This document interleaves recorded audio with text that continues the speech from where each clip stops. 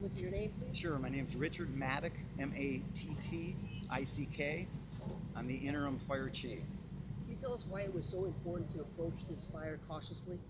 Well, the reason was that we had reports from our dispatch center that the individual inside had made some threatening remarks as far as shooting anyone that was responding to the house and setting the house on fire.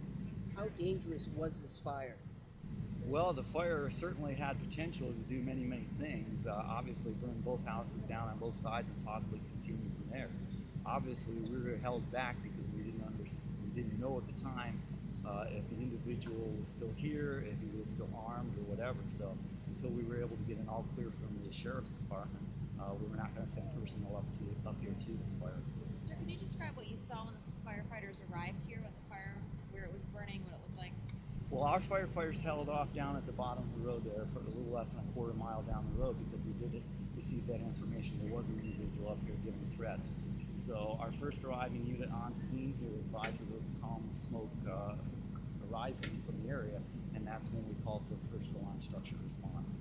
When we got here, we heard explosions, and it sounded like ammunition popping. Was there any ammunition in there? What was in there? I cannot confirm that for sure. We did get reports that the individual did have ammunition in the residence. Is there any, we also heard that the garage might have had some sort of timed, like the fire was already set to go off and there was a bomb of some type or anything like that? I have not heard anything of that whatsoever. We just again had, the individual did say that he would burn his house down. Do you know how he did that? I do not know how he did that at this time. Was there any damage to surrounding homes? There was some damage to the house on the north side of the main fire building. I haven't been able to assess that fully at this point, so I don't know the exact extent of that damage.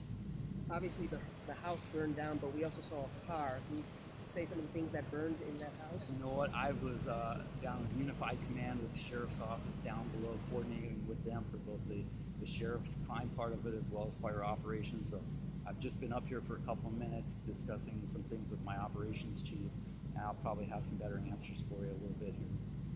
Are you able to give us any timeline, sequence of events, arrival, how long you had to wait, when you could finally approach? No, I don't really have any. I would say we were probably down on the roadway for possibly 15, maybe 20 minutes, but I haven't gone to our dispatch to get those times for sure.